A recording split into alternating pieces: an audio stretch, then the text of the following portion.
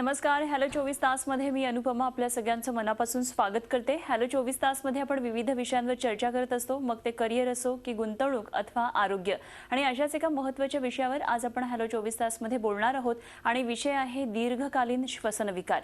त्यामध्ये ILD, COPD, asthma, MDR, TB या समस्यांवर आपण चर्चा करणार आहोत आणि या बाबतीमध्ये मार्गदर्शन करण्यासाठी आज आम्ही आमच्या स्टुडिओमध्ये निमंत्रित केलेला आहे छातीरोग विशेषज्ञ डॉक्टर अनिल मडके यांना. सरांचं आधी आपण स्टुडिओमध्ये स्वागत करूया. नमस्कार सर, हॅलो 24 तासमध्ये स्वागत तुमचं.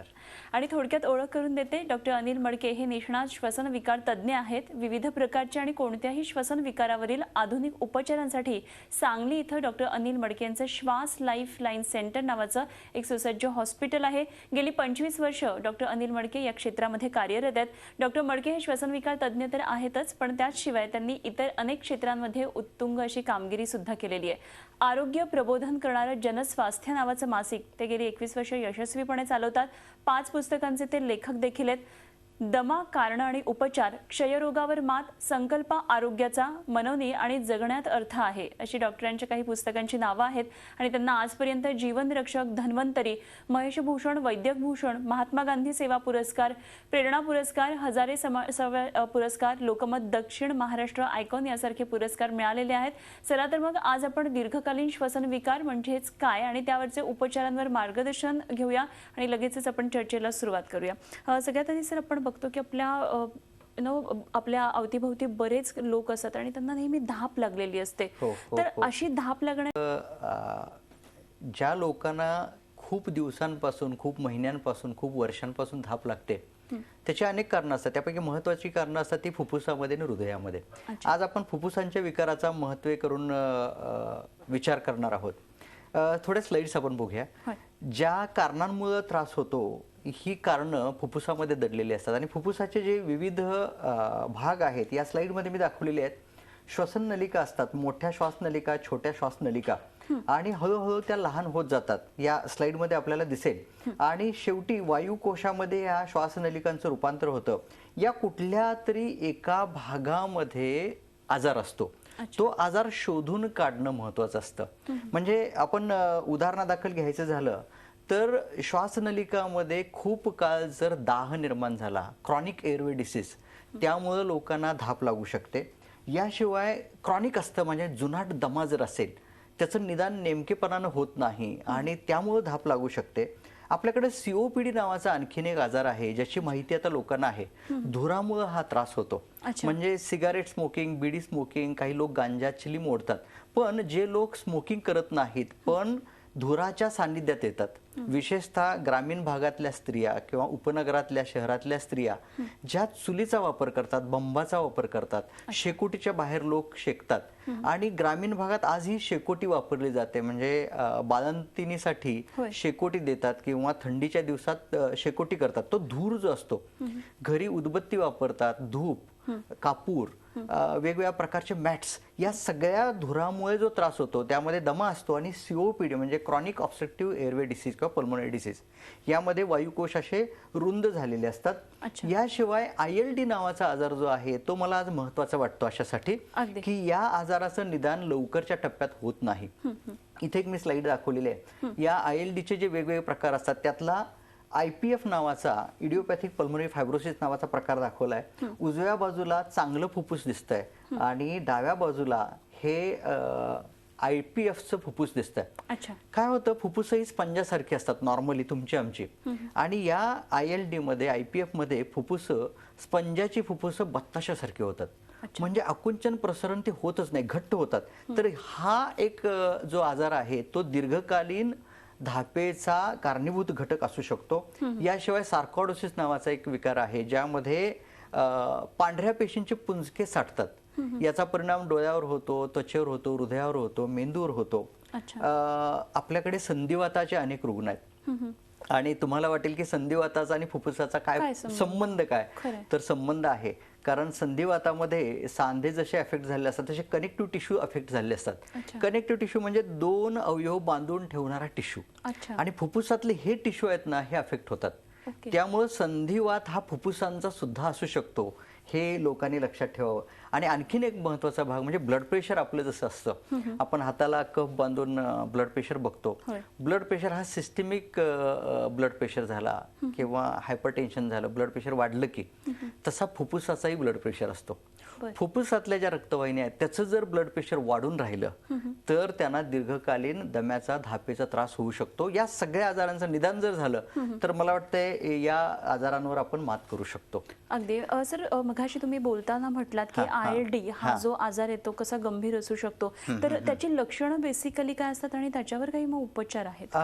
मला थोडं मुद्दाम सांगावंसं वाटतं की ILDचे रुग्ण, यामध्ये पुन्हा आपण थोड्या स्लाइड्स बघूया. ILDचे रुग्ण जे आहेत त्या ILDच्या रुग्णांचं निदान लवकर होत नाही. पुन्हा पुन्हा मी तेच सांगणार आहे की या रुग्णांना सांगितलं जातं किंवा त्यांची अशी मनोधारणा होती की माझा दमाचा आहे, माझा COPD आहे, त्या प्रकारची औषधं वारंवार घेतली जातात आणि हे रुग्ण तज्ज्ञांपर्यंत लवकर पोहोचतच नाहीत.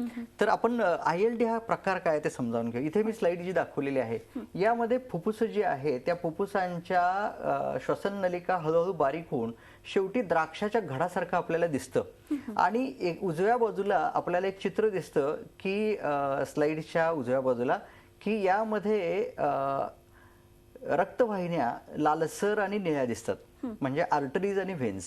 अच्छा. आपण जेव्हा श्वास घेतो, नाकातून श्वास घेतो फुफ्फुसामध्ये, प्राणवायू हा रक्तामध्ये मिसळला जातो, ऑक्सिजन. आणि हे ऑक्सिजन घेण्याचं काम हे वायुकोश करतात. आणि ते एक पातळ पडदा असतो, पापुद्रा. त्या पापुद्र्यामधून ऑक्सिजन आत जातो आणि कार्बन डायऑक्साईड बाहेर सोडला जातो. तिथं केशवाहिन्या असतात, अति सूक्ष्म रक्तवाहिन्या. आणि इथे हिरवा जो गालीच्या सारखा दाखवलाय भाग, म्हणजे हा जो पडदा आहे हा जर पसरला तर टेनिस कोर्ट इतकी त्याची एरिया होईल. जवळपास 750 स्क्वेअर फूट एवढा मोठा हा देवाने, निसर्गाने आपल्याला बहाल केलेला पडदा आहे. या पडद्यावरच परिणाम होतो. म्हणजे दोन वायुकोश जे आहेत, समजा आपले हा जो स्टुडिओ आहे या स्टुडिओ इतका वायुकोश असेल तर दुसरा वायुकोश म्हणजे पलीकडची रूम, त्यात वायुकोशांची भिंत म्हणजे या स्टुडिओची भिंत, या भिंतीवरच परिणाम होतो. आपण ही एक आता क्लिप बघूयात. ह्या क्लिपमध्ये आपल्याला दिसतं, थोडं एनलार्ज करून बघूया. यामध्ये फुफ्फुस दाखवले, त्याने आपल्या भोवती वेगवेगळे घटक असतात किंवा वेगवेगळे कारणीभूत घटक. हा द्राक्षांचा घड दाखवला, यामध्ये बारीक बारीक वायुकोश असतात. आणि वेगवेगळे घटक ज्यामध्ये अनुवंशिकता आहे किंवा बाहेरचे प्रदूषण करणारे घटक आहेत, सिगारेट स्मोकिंग आहे किंवा GERD म्हणजे पित्तविकार क्रॉनिक आहे, शरीरातले आणि बाहेरचे टॉक्झिक घटक किंवा इन्फेक्शन्स, वेगवेगळे जंतू संसर्ग ज्यामध्ये व्हायरल इन्फेक्शन, विषाणूजन्य घटक फार महत्वाचे असतात. होतं काय, इथे दोन पेशी दाखवलेत आणि मध्येही भिंत दाखवली. चीनच्या भिंतीसारखी मोठी दिसते पण अतिशय सूक्ष्म असते ती.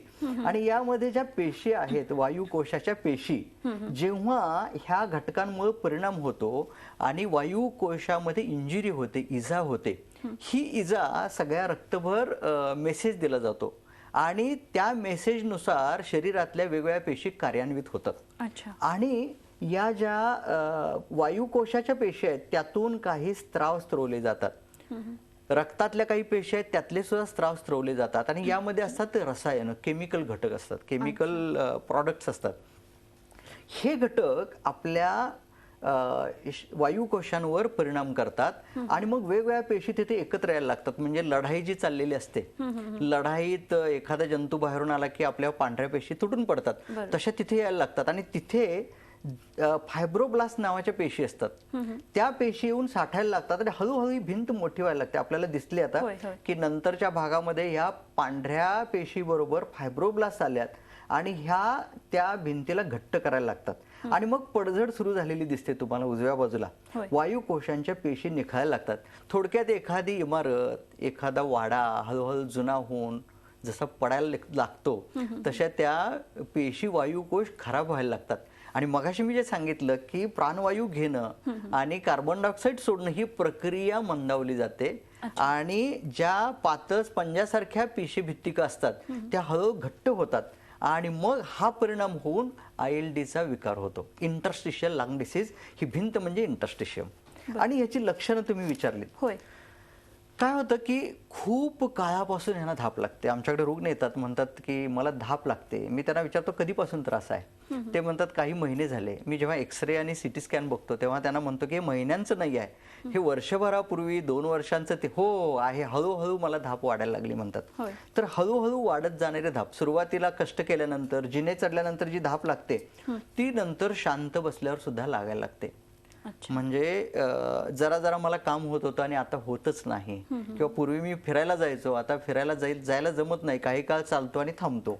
काही असे तरुण व्यक्ती सुद्धा असतात, त्यांनाही धाप लागते. याच्यातलं आणखी एक महत्वाचं लक्षण म्हणजे कोरडा खोकला. अच्छा. दीर्घकाल येणारा कोरडा खोकला. यामध्ये बऱ्याच जणांना कफ पडत नाही किंवा थुंकी पडत नाही, पडते ती बारीक पातळ पडते आणि मध्ये मध्ये ती घट्ट होते.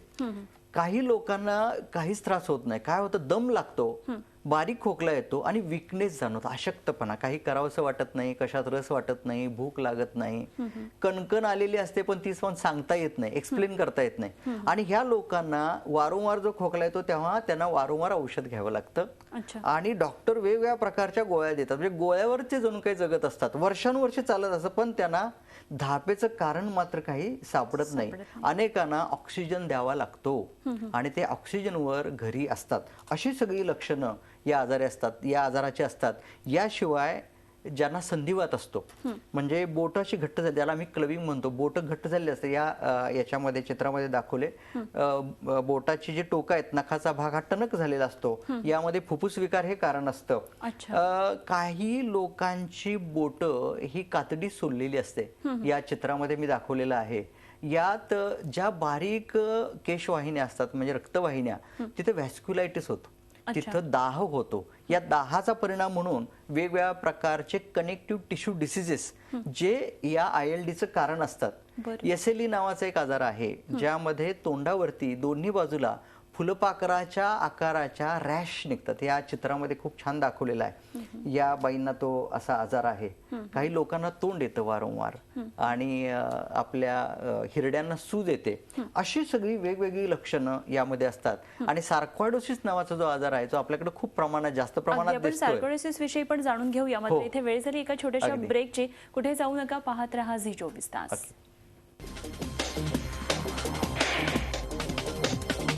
हॅलो 24 तासमध्ये पुन्हा एकदा सगळ्यांचं स्वागत. आणि आज आपण दीर्घ श्वसनाचे विकार याविषयी बोलतो आहोत आणि डॉक्टर अनिल मडके सर आपल्या बरोबर आहेत. पुन्हा एकदा आपण चर्चेकडे वळूया. सर, ब्रेकवर जाण्यापूर्वी आपण सार्कोइडोसिस विषयी बोललो होतो. तसंच मला आणखी एक महत्त्वाचा प्रश्न विचारायचा आहे, तो म्हणजे दमा आणि COPD ह्याच्यामध्ये नेमकं काय फरक असतो?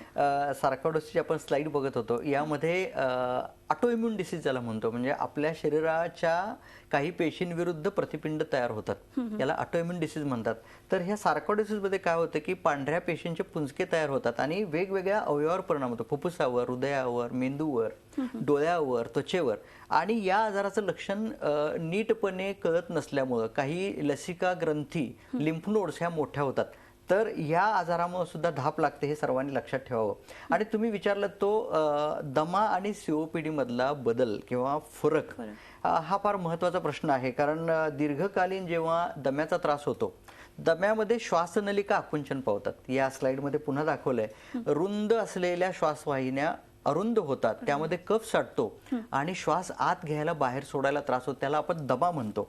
आणि हा त्रास अचानक होऊ शकतो, अचानक धाप वाढते आणि वेगवेगळ्या प्रकारचे इन्हेलर जे असतात ते इन्हेलर घेतल्यानंतर रुग्णाचा त्रास कमी होतो. अशा अनेक रुग्णांना शिंका, सर्दी याच्यातून हा दम्याचा त्रास सुरू होऊ शकतो. वेगवेगळ्या प्रकारचे इन्हेलर्स, रोटाहेलर्स वगैरे, स्पेसर्स वगैरे देऊन हा दम्याचा अटॅक आटोक्यात येऊ शकतो. आणि COPD हा श्वासनलिकांचा आणि वायुकोशांचा आजार आहे, ज्यामध्ये वायुकोश मोठे होऊन राहतात आणि वायुकोशांची स्थिती स्थापकत्व ही जे गुणधर्म, हा गुणधर्म आहे तो मंदावतो. त्यामुळं आत हवा ट्रॅप होऊन राहते, याला COPD म्हणतात. आणि यामध्ये मध्ये मध्ये जेव्हा रुग्णाला इन्फेक्शन होतं, जंतुसंसर्ग होतो, त्यावेळी त्या रुग्णाचा कफ असा घट्ट होतो, त्यामध्ये काही वेळा ब्लड पडू शकतो आणि COPDच्या रुग्णांना दीर्घकालीन धाप असते. तेव्हा या रुग्णांनी उपचार घेतले तर याच्यावर मात करू शकतो. अदरवाईज बऱ्याच लोकांना असा अटॅक आल्यानंतर, COPDचा अटॅक आल्यानंतर हॉस्पिटलाइज करून त्यांना व्हेंटिलेटर वगैरे लावावा लागतो. बरं. तेव्हा या रुग्णांनी तातडीने डॉक्टरांना दाखवून तो योग्य सल्ला घेणं मला वाटतं महत्वाचं वाटतं. अगदी सर, मला टीबीच्या प्रश्नाकडे जायचं आहे. MDR आणि XDR टीबी हे बरे होऊ शकतात? अगदी बरे होऊ शकतात. मला सर्वांना मुद्दाम सांगायचं आहे की घाबरून जाऊ नका. टीबी किंवा ट्युबरक्युलोसिस, क्षयरोग हा आजार बरा होण्यासारखा आहे. लोक वेळेवर औषध घेत नाहीत, त्यामुळे आजार बरा होत नाही. MDR XDR टीबी वयाच्या कुठल्याही टप्प्यावर होऊ शकतो, गाठू शकतो.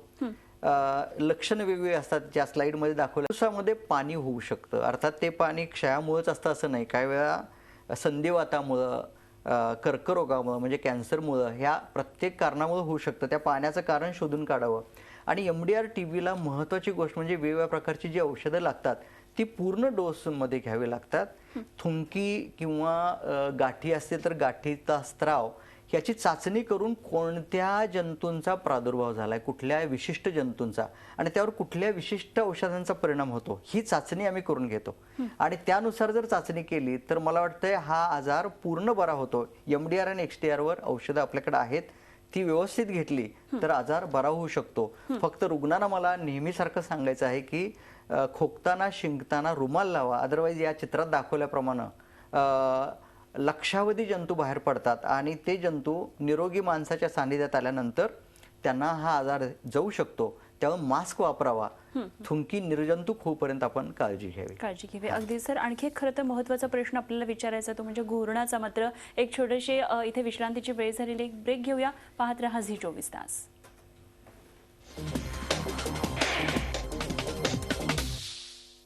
हॅलो 24 तासमध्ये पुन्हा एकदा सगळ्यांचं स्वागत. आणि आज आपण चर्चा करतो आहोत ते दीर्घकालीन श्वसन विकार या विषयावर. आणि या विषयावर बोलण्यासाठी आज आपल्याबरोबर आहेत श्वसन विकार तज्ज्ञ डॉक्टर अनिल मडके सर. पुन्हा एकदा आपण चर्चेकडे जाऊया.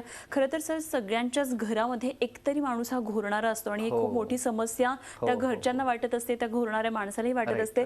तर घोरण्याचा त्रास हा निश्चित होत असतो, मात्र त्याचे काही तोटे असतात का, त्याच्यावर काही उपचार आहेत का? अगदी हा अगदी महत्वाचा प्रश्न आहे. आणि आजकाल काय होतं की घोरणाऱ्या माणसाला कळत नाही की आपण घोरतोय. खरं तर त्रास होतो त्यांच्या कुटुंबियांना. आणि मग आमच्याकडे जेव्हा रुग्ण येतात तेव्हा जर समजा ती व्यक्ती म्हणजे तो पुरुष जर रुग्ण असेल तर बायकोच सांगत असते की लवकर यांना औषध द्या, लवकर बरं करा, कारण तिची झोप बिघडलेली असते. घोरणं हा जो आहे त्रास, हा काय होतं की आपण जो श्वास घेतो श्वासमार्गातून, नाकातून, हा श्वास आत जाताना घशाच्या जवळ जर रोडवे जो आहे म्हणजे श्वासमार्ग जो आहे तो अरुंद झाला की मग घोरणं सुरू होतं. म्हणजे ती श्वासनलिका अरुंद झाल्यामुळे, तिथला मार्ग अरुंद झाल्यामुळे, तर याला स्लीप ॲपनिया सिंड्रोम असं म्हणतो. आणि इथे या चित्रामध्ये दाखवलेलं आहे. काय होतं की अशा लोकांना दम लागतो, धाप लागते, दिवसा हे पेंगायला लागतात, रात्री घोरतात. रात्रीची झोप अशी टप्प्याटप्प्याने होते, सलग होत नाही. तेव्हा मध्ये मध्ये त्यांना जाग येते, त्यांना समजत नाही बऱ्याचदा. आणि त्यावेळी मेंदूला आणि सगळ्या शरीराला मिळणारा ऑक्सिजन आहे तो कमी पडतो. या लोकांचं ब्लड प्रेशर वाढतं. आणि घोरणं हे एक असं कारण आहे की ते कारण नाहीसं केल्यानंतर ब्लड प्रेशर पूर्णपणे बरं होऊ शकतं, गोळ्या बंद होऊ शकतात. अशा रुग्णांना हृदयविकार होऊ शकतो, मधुमेहाशी संबंध असतो, मेंदूचा अटॅक येऊ शकतो. या घोरण्यामुळं स्मरणशक्तीवर परिणाम होतो, मानसिक तणाव निर्माण होतो, झोपमोड तर होतच असते, आणि सगळ्यात महत्वाचं यांची आयुर्मर्यादा कमी होत असते. त्यामुळे घोरण्यावर इलाज हा करायला हवा.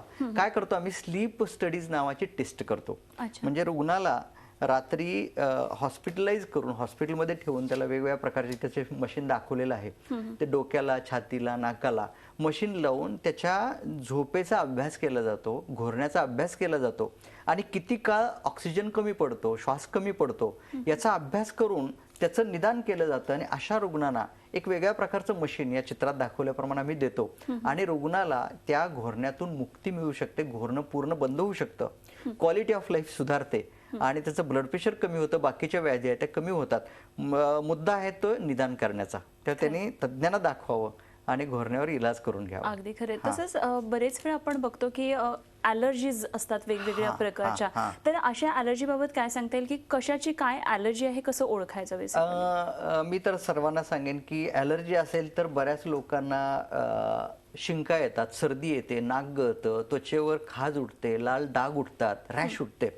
याची कारणं वेगवेगळी आहेत. म्हणजे आपल्या घरात असणारे पेट्स, ॲनिमल्स, त्यात कुत्रा आहे, मांजर आहे, होय. घरात माईट डस्ट असतात, म्हणजे डस्ट माईट असतात, अगदी छोट्या छोट्या किटाणू कीटक असतात. याशिवाय आपण वेगवेगळे पदार्थ खातो, त्या खाद्यपदार्थांमध्ये ॲलर्जी असते. हवेत परागकण असतात, भोवती बुरशी असते. मला असं वाटतं, म्हणजे एका लेखकाने म्हटलेलं आहे की माणसाला माणसाची पण ॲलर्जी असू शकते. हे कशा अर्थाने, तर मानसिक तणाव वाढला तरी त्याचं ॲलर्जन म्हणून परिणाम होऊ शकतो. खरं. तर हे शोधता येतं आपल्याला, त्यात ॲलर्जी टेस्ट करावी लागते. फक्त माझं सांगणं असं आहे की जाहिरातींना भुलून रक्ताच्या चाचण्या भरमसाठ करून घेऊ नका.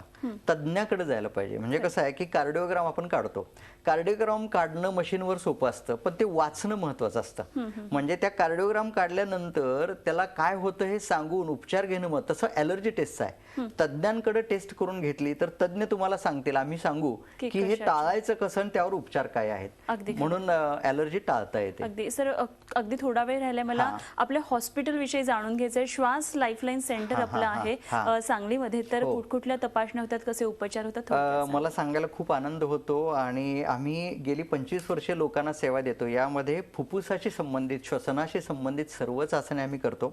यामध्ये पल्मोनरी फंक्शन टेस्ट नावाची चाचणी करतो, ज्यामध्ये फुफ्फुसाची क्षमता मोजली जाते. अगदी हेल्दी माणसापासून दीर्घकालीन विकारापर्यंतच्या माणसांवर ही टेस्ट करता येते. इंजेक्शन वगैरे कुठलं द्यावं लागत नाही, फक्त फुंक मारून ती सगळी टेस्ट होते. ब्रॉन्कोस्कोपी नावाची आधुनिक चाचणी जी आहे, ज्यामध्ये एंडोस्कोपी ज्याला आम्ही म्हणतो, या चित्रात दाखवल्याप्रमाणे नाकातून ती दुर्बीण सोडून आम्ही फुफ्फुसामध्ये काय विकार झाला याचं निदान होतं. यामध्ये कॅन्सरची गाठ असेल किंवा फुफ्फुसाच्या श्वासनलिकेला दाह असेल, श्वासनलिकेमध्ये जंतुसंसर्ग असेल, क्षयरोग असेल, या सगळ्या विकारांचं निदान होतं. आणि आत्ता सांगितल्याप्रमाणे ॲलर्जी टेस्ट किंवा स्लीप ॲपनिया स्टडीज, याशिवाय एक्सरे आमच्या सांगलीमध्ये, ह्या सगळ्या गोष्टी, सिटी स्कॅन सुद्धा होतो. फक्त लोकांना आम्ही अतिशय माफक आणि कमी दरामध्ये ह्या सगळ्या सुविधा चांगल्या देतो. क्या बात, हे सगळ्या अत्याधुनिक सुविधा होतात. सर, आज श्वसन विकार, दीर्घकालीन श्वसन विकार आणि त्यावरले सगळे डिटेल्स आपण सांगितले, तिथे आलात त्याबद्दल आपले खूप खूप धन्यवाद. धन्यवाद, नमस्कार. आणि यानंतर या कार्यक्रमामध्ये आपण इथेच थांबतोय. पाहत रहा झी 24 तास आणि रहा एक पाऊल पुढे.